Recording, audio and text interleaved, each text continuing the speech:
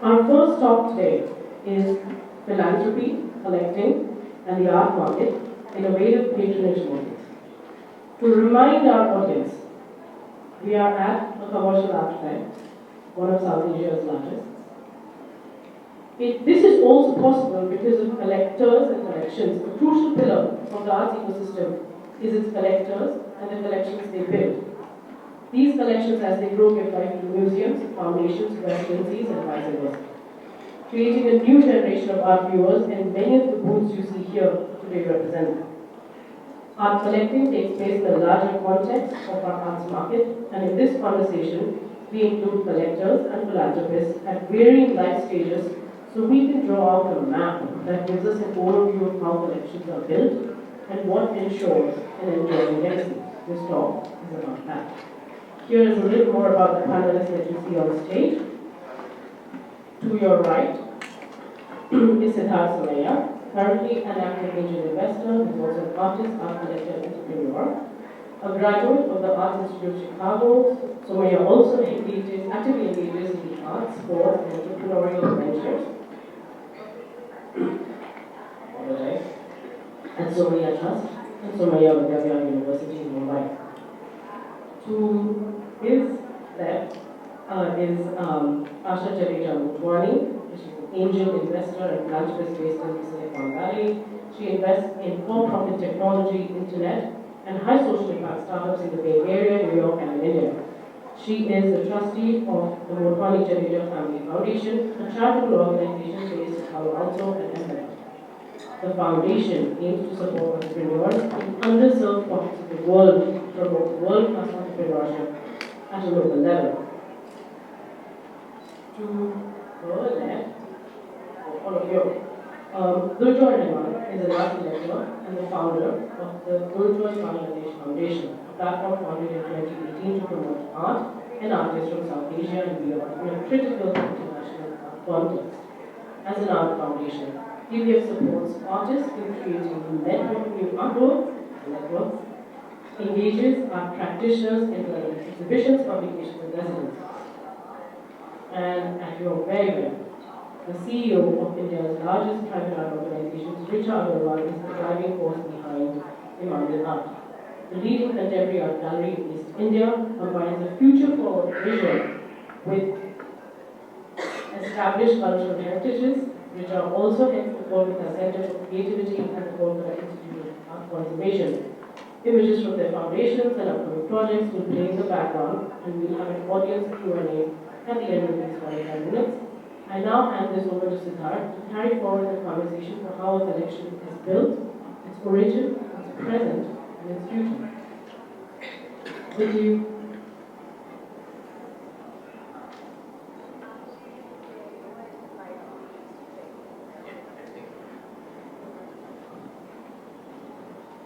Hello everyone. So we're going to split the talk into three sections. We start off with the past, move on to the present, and then keep an eye on the future. So I'm going to start with the first question. What was the, why collect art? Very basic question, but everyone has different reasons.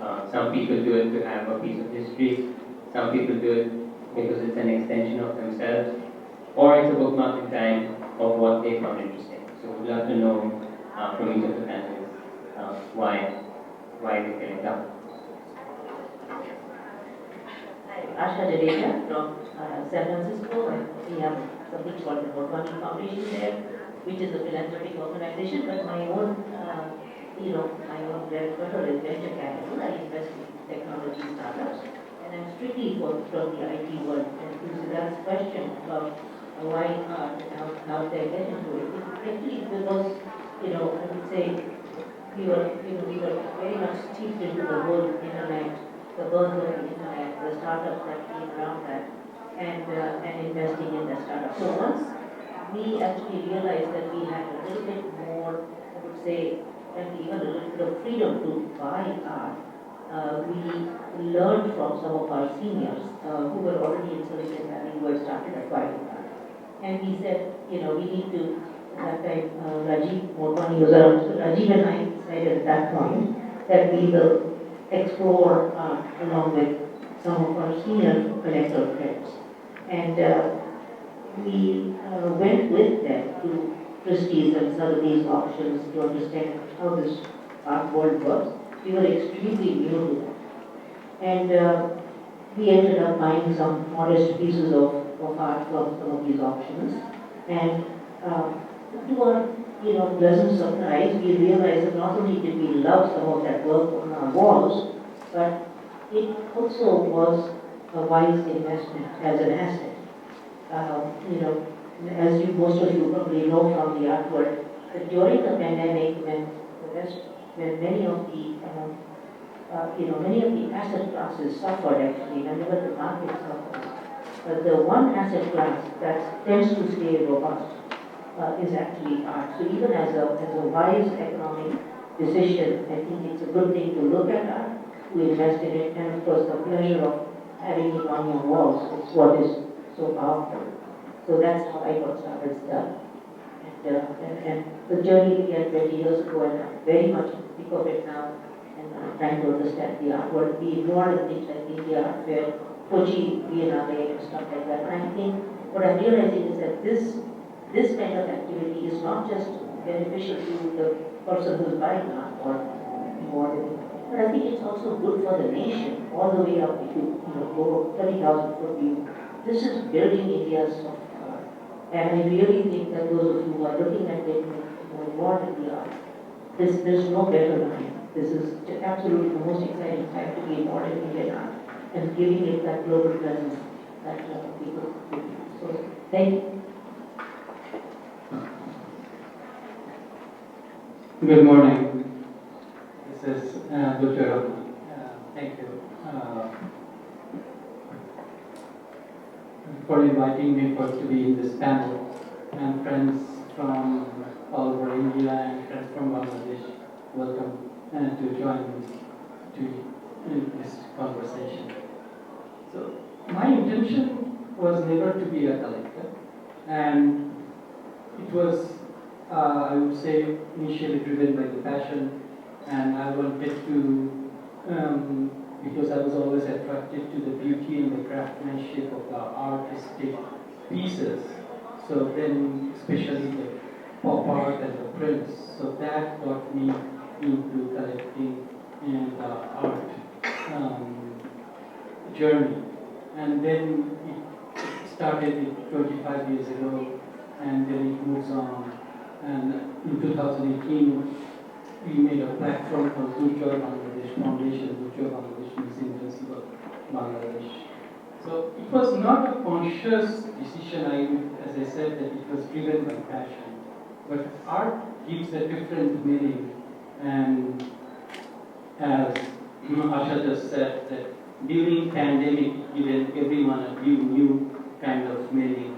And post-pandemic also, because of the war and these environment destructions, we need to have more creative people, creative ideas that can salvage us from the current fiasco or the problems.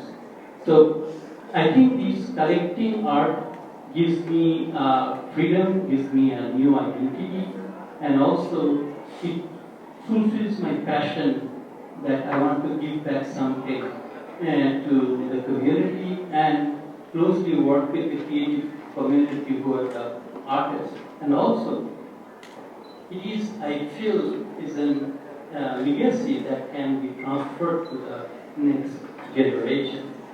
So that is my story to begin with.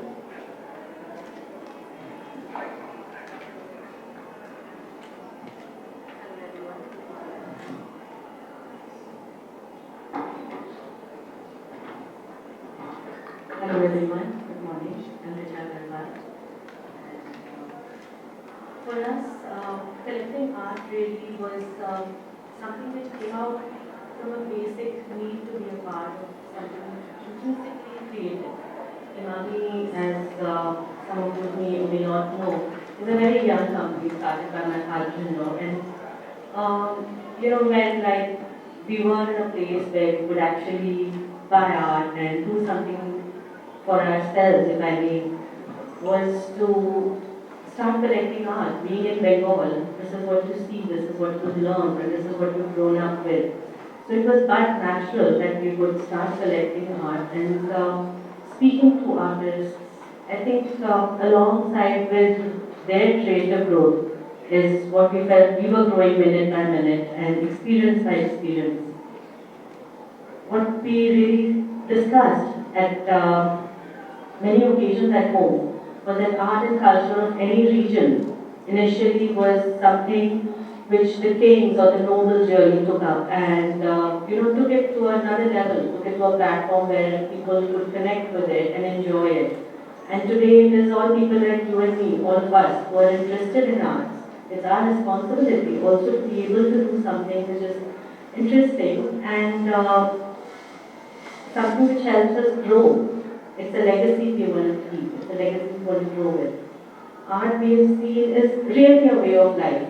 It's not just something we want to put on the walls. For us, art meant the way you're dressing, the way you're cooking, the way you're eating, the way you're moving around, the way you're speaking. Just about anything qualifies as art. So it was a very interesting journey to start with, and of course, it's the art of once it lights you, there's no stopping, there's no stepping back.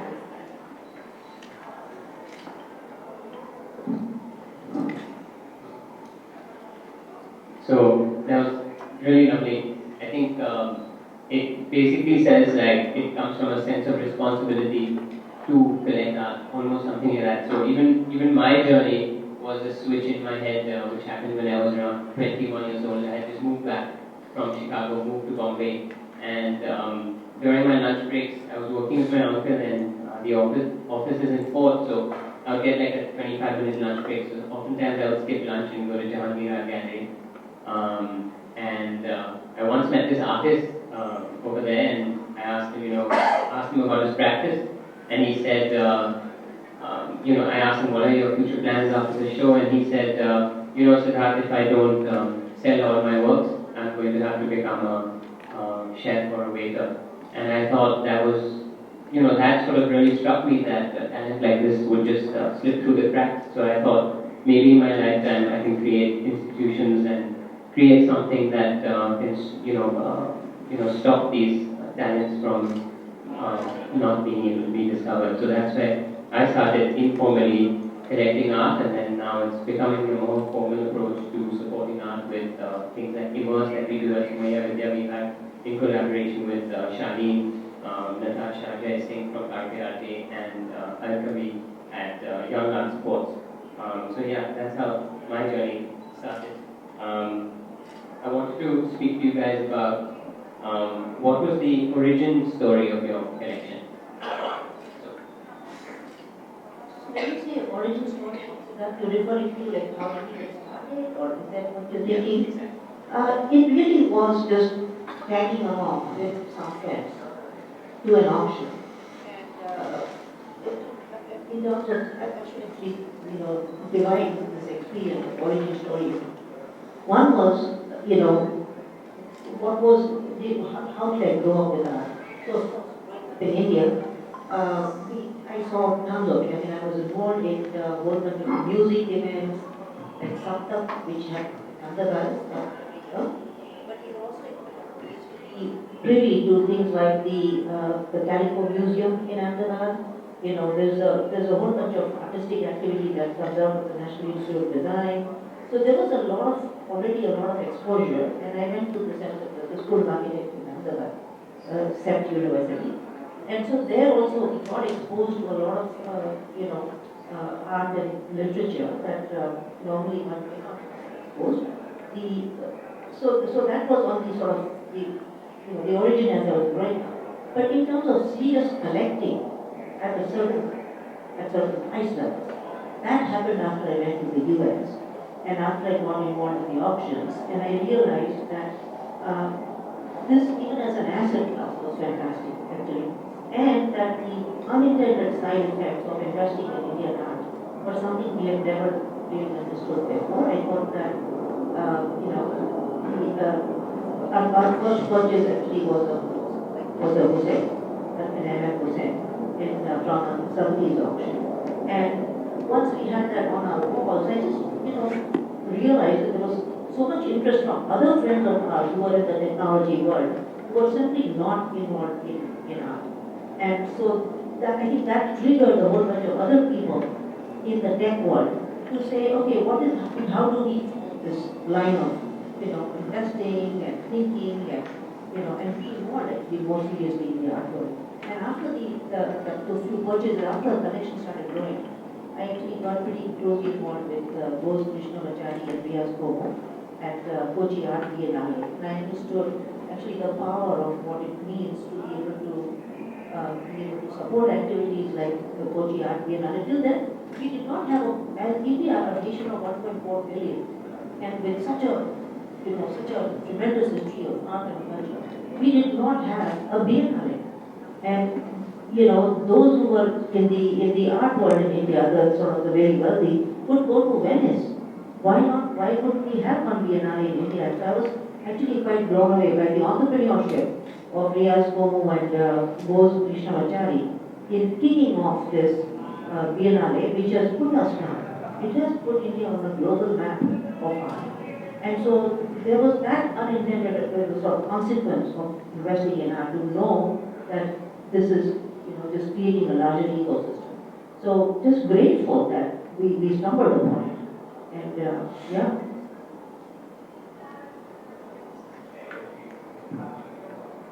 For me, I started buying my first pieces of art as a charity exhibition, because in Bangladesh, there was, at the time when I started collecting 25 plus years ago, there was no auction house. So started with a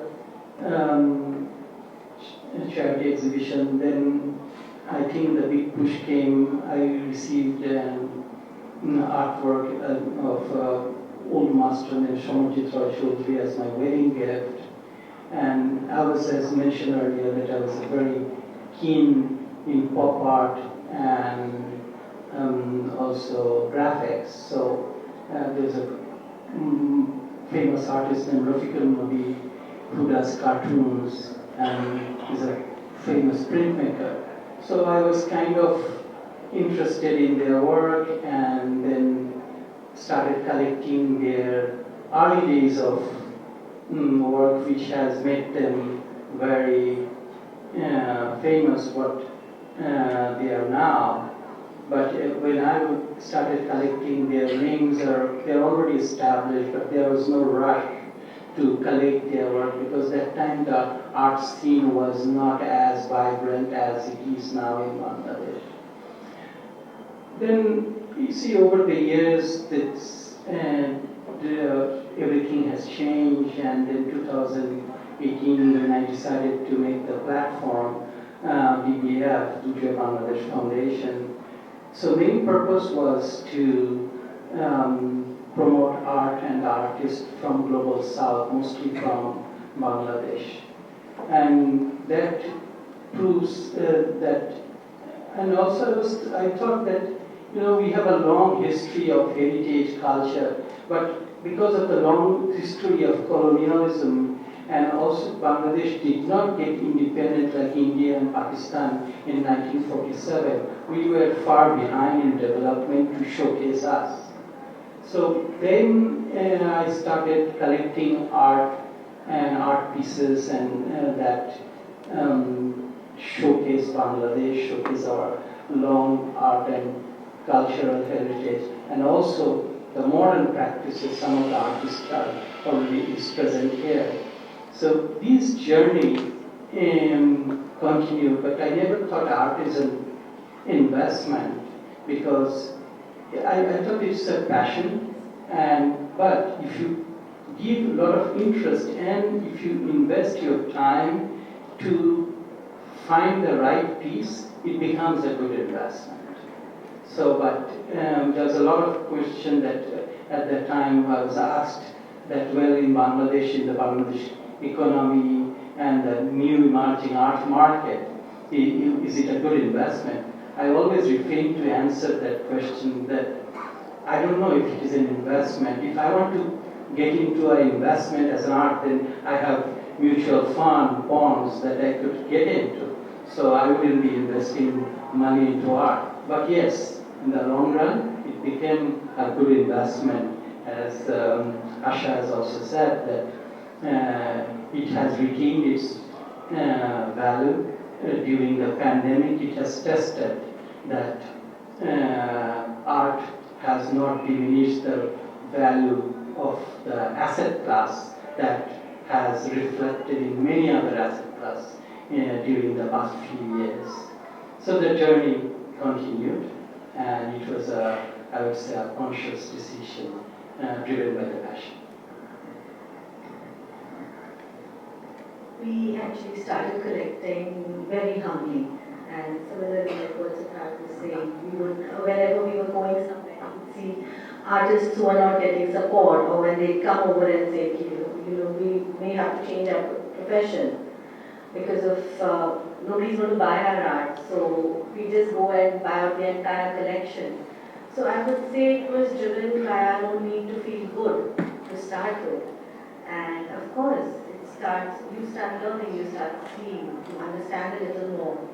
And I would say, even with the limited means that we got, probably our first buy was a Ganesha Roya at 7,000 rupees, 45 years back, and that was just a need to buy it. So of course, art, if you buy in a more informed way, in a more wholesome way, I would say it's a long-term investment, but it's also if I may add, that it's something you're going to see every day in the morning, so it doesn't have to be something which you're looking at investment. You don't buy so many things thinking that it's going to be a long-term investment. It has to connect with you, it has to make you think, it needs to speak to you. And when you connect with art, it helps you grow. You grow individually, and that's how my collection has grown over a period of time. I think that's how my collection has grown.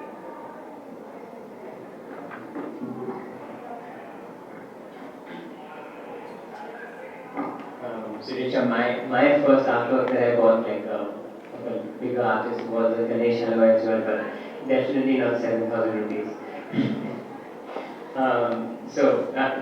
My origin story was, I mean, all my life I was surrounded by art.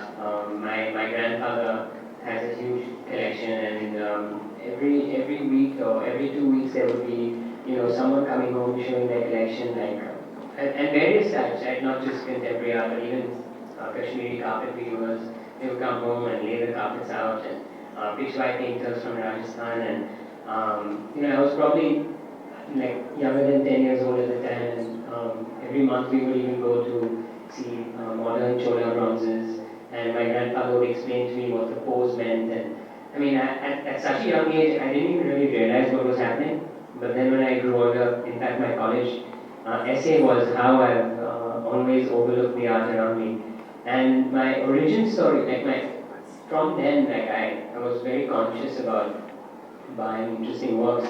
And my first artist that I bought through my own, finances available to me was an artist in New York called Justin Brewer. And that's always a very special piece to me. So that was my origin. I don't know how, what today, but that was my origin for my collection today. So I want to move on to, do goals for building a collection change over time. So just for context, I've been informally collecting. My grandfather collected a lot. And today, I'd like to announce that Somaiya is creating an acquisition budget to collect art institutionally for our teaching museum next year onwards, and heavily inspired by Homi Baba and IAF. With his budget, he created an unbelievable connection. So we wanted to start now. So in that context, do goals for building a connection change over time? Yes, Siddharth, they do at least. And again, for those of us who are coming from non-art world, in the beginning we were kind of, collecting some pieces of art that we fell in love with. But then we started realizing that people started giving weightage and value to what was coming into our collection, and people would say that's in the Motwani collection. And so again, there was that sense of responsibility also as to like, we should get a little bit serious about what is it that we have, why are we collecting these things, and going forward, is there a sort of a trajectory that we should evolve in our collection process? And I think some of the inspiration also especially to Rajiv and me came from things like seeing Kiran Nath, just like us, just like Rajiv and me, who are from the tech world. Shiv Nagar and Kiran Nagar were purely from the tech world, right? And also like us from Silicon Valley and made their first few, exits in their tech companies from Silicon Valley and had decided that they were going to invest in art and look at what she has put on. So for us, there was that sort of inspiration also from other people who are coming from the tech world, thinking big and really devoting their lives to creating a lasting legacy. So in the last few years, I have pivoted into thinking how, what do we do with the collection? Because the numbers are also growing, So a lot of things that we bought 20 years ago have now added to the collection, and we have a pretty significant collection now. So what are we going to do with it? As I retire, is, what do we leave this behind for the children? Do we leave it into a museum, into a cultural center, donate it to Silicon Valley, to San Francisco area, bring it back to India? These are all things that we are grappling with right now. And I think it's a good problem to have, but it is something that is changing our goalposts pretty significantly as to, how do we move forward from here. And I see myself collecting for another 20 years at least. Even if my children say they are not interested, but their interest will grow as we go forward.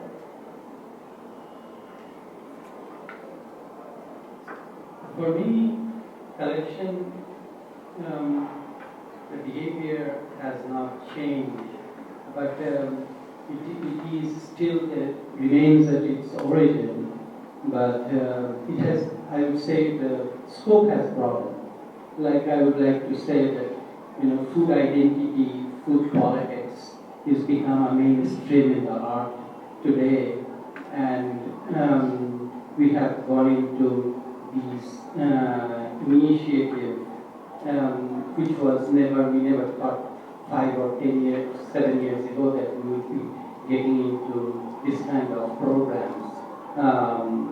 Working with food collective, we started working with a food collective based in Berlin in 2019, 2020,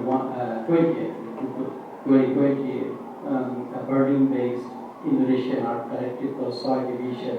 And these are I would say, the movement or the avenue that we are adapting. And recently we were planning to work with Vitro Art Trust for Art Dubai, again a food-based performance. So these, I would say, the avenues. And another way I would say that we get involved in art with activism. Prashanto is here. When the artist from Kolkata, when he showed me an work that shows working class people's life in Bihar. And I was very touched that, during the pandemic, how these life is evolving, how people are trying hard to survive. So, staying in the core of the collecting, but broadening the horizon to different avenues. I would think that to have a fixed limitations or identity is not always the positive thing. Always to change with the ever evolving needs and the evolving patterns that is happening around, to invest and cope with those is the best way to move forward. So, being a collector like myself or a founder of a platform, so we are looking forward to those kind of changes and evolving passions or needs which is giving us the next direction.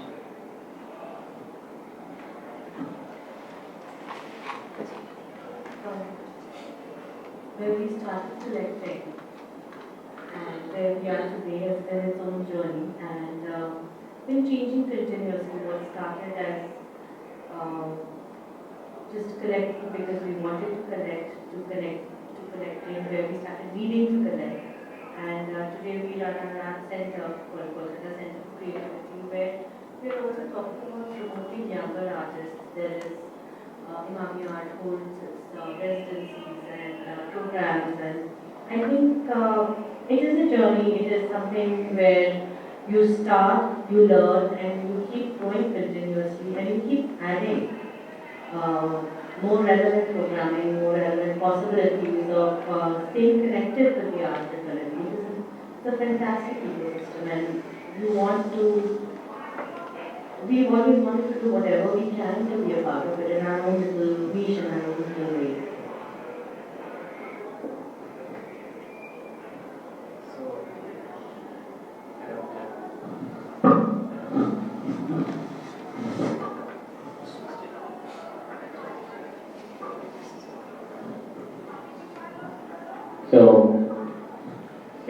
Okay, stop enough.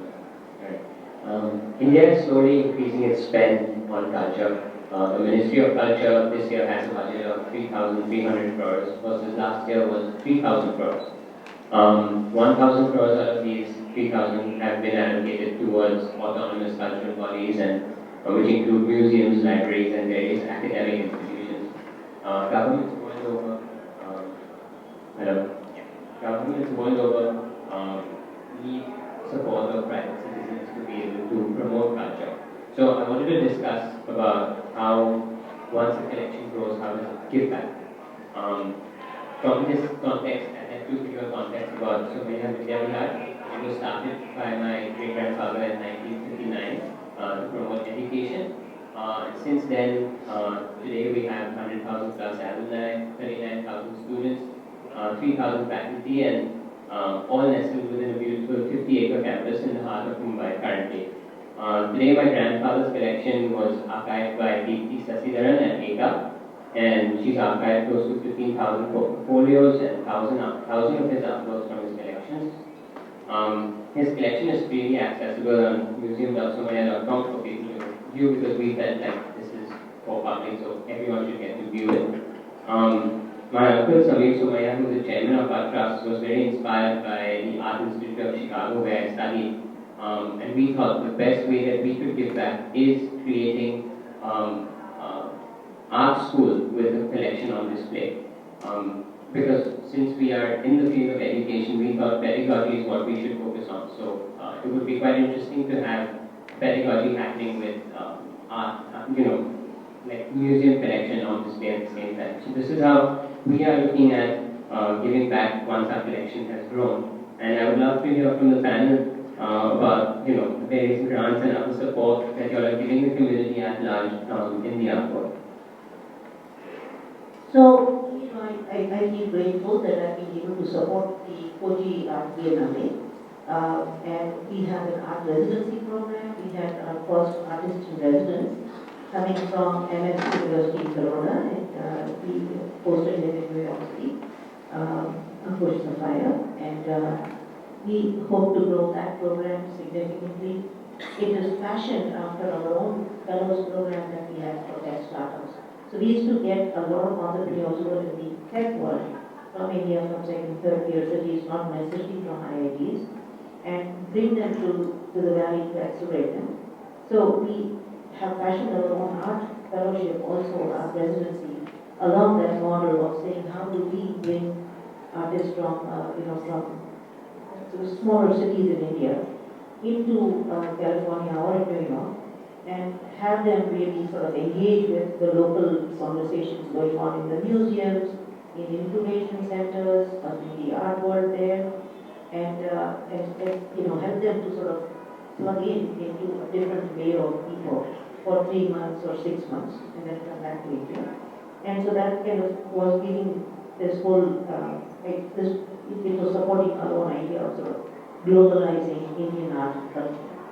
That's one of our ways of giving back. Now we are looking at creating something called the soft power initiative between Silicon Valley and India, because we feel that there is a lot of, as many of you know, the Silicon Valley companies, a lot of them are, have so much of an Indian technological presence now, from heads of the companies to the engineering staff and so on.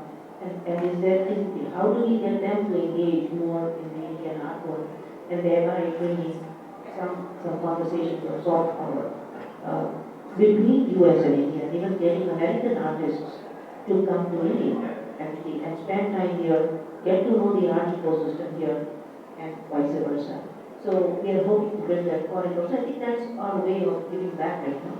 And hopefully when, by the time, 2 years, 2 decades from now, we will be fortunate enough to find a home for our own collection. And by that time, something like the Kirannagar Museum might become like a Gates Foundation, right? Where other families can actually, donate their works to an existing well-oiled machine, like another museum. And maybe that finds a home in a well-oiled institution. So let's hope for that. But lucky to be part of this journey. So being a collector, when you start collecting, I think that is the day you start giving away to the system. Like you buy or you collect art, you are supporting somebody's creativity and also supporting the artist. But our giving away, I would say, in the most constructed way started since we founded Durjoy Foundation in 2018.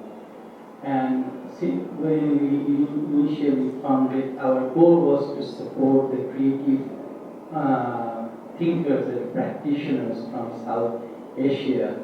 So when we started in 2018, the first project that we did, we donated major work of an Indian contemporary artist named Mithu Shen. Our work went to Kunstmuseum, Augsburg. And very interestingly, I was told by the museum that is the first time a major German institution has collected female contemporary artist work from South Asia. And then we continued, and from 2019 we started a residency program called Machi Art Residency, and that happens every year in Europe. Last year we were in our third edition, and during the pandemic we didn't stop our residency program in 2020 when the world was almost closed. We did our residency program during the Berlin Art Week in Berlin. And Machi residency means, the Machi means boatman, as many of you know. So it's like it's a traveling residency program. Well, and the concept was to facilitate the artists from East and the artists from West to work together to have a bridge. So every year we select 11 to 12 artists from South Asia and European origin to work together.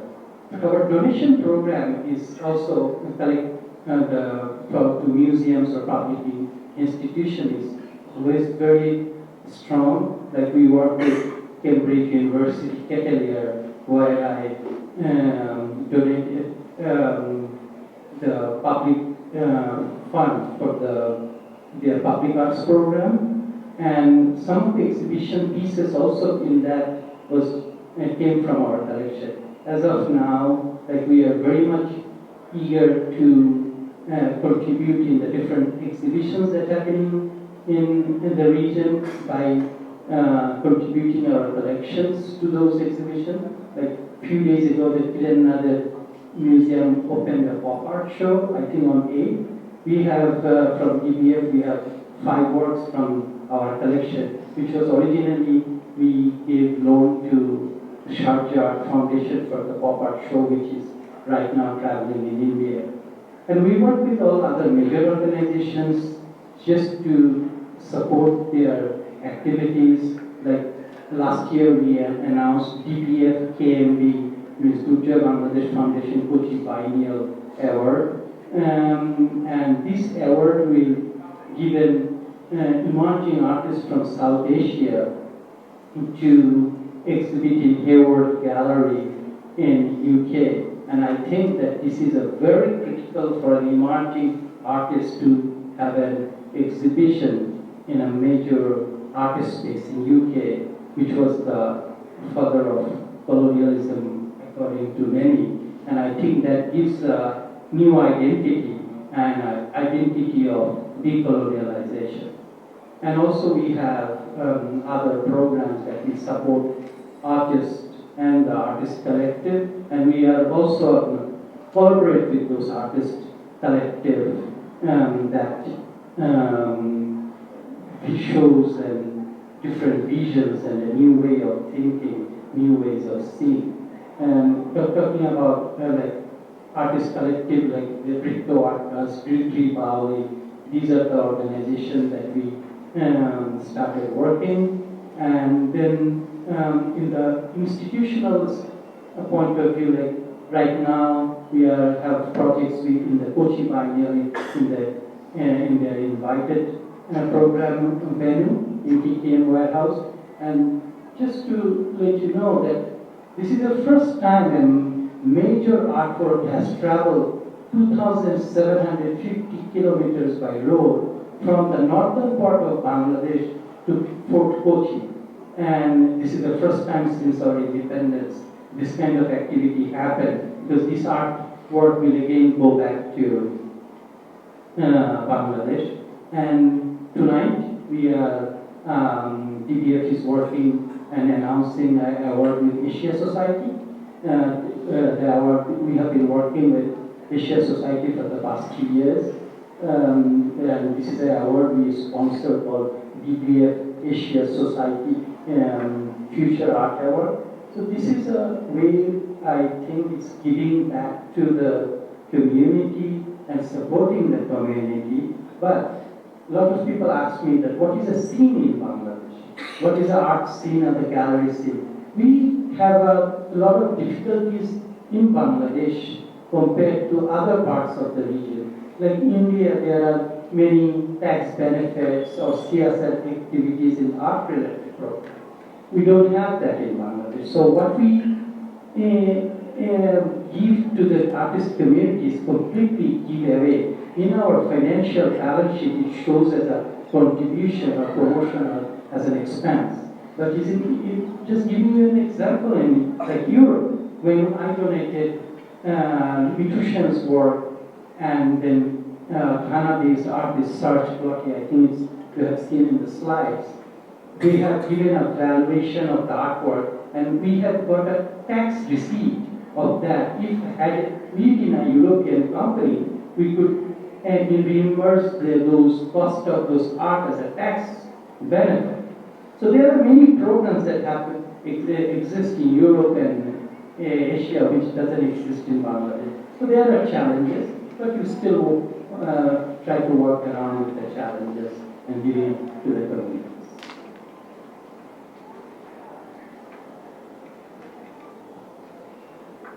Getting back to the art society is getting back to society as a whole. When you talk about art is rather phenomenal subject, because it is you buy art, something that is will keep you happy, please you, and then you are treating it as an investment as well.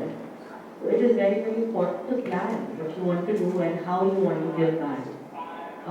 For us at Imami Art and Kolkata Center for Creativity, we have collaborated with multiple institutions over the last couple of years, with Asia Society, with CRAFT. We have our Imami Art mentorship program for our younger artists. We have a lot of laboratory works which KCC holds. The laboratory works are basically works which are created by younger artists in response to the artworks that they are seeing. So it is not about just physically giving back, but also a growing community of artists which is building and learning and exposing themselves to possibilities of the future. We hold a very interesting program called Reimagining year after year, where we ask our younger artists to submit applications with what they have done, and the jury is always very helpful, and we see how they get some of the best artists we've been seeing, at least in our side of the country for a while now. So it's constant, giving back is constant, learning is constant, and that's how it's been going.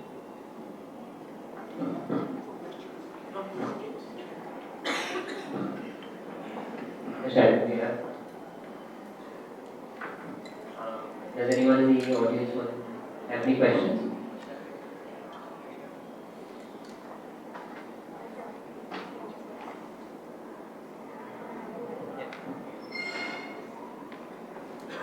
So, for example, if you are saying that you would be, supporting other people as well.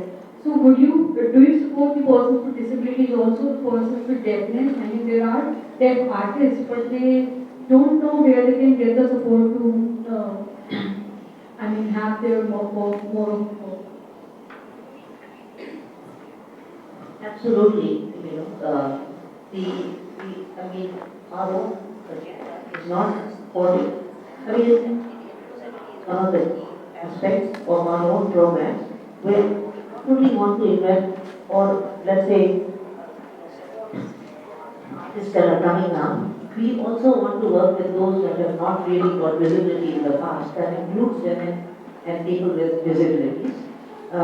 So absolutely, it's part of our plan. And you're welcome to look at the website and understand, what the next steps might be. Thank you for bringing it up. KCC has been working with the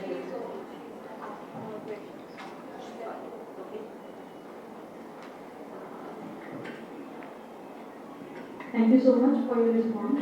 So one thing I would like to say, so in India, we have organizations where the deaf artists are working, but they do not know how they can apply for the funds, how they can get the support. So I would, encourage you, and I would like to connect with you personally as well, that I can also help other deaf people, and I also, and being an artist, art teacher, I would also like to get the help and support from your organization as well.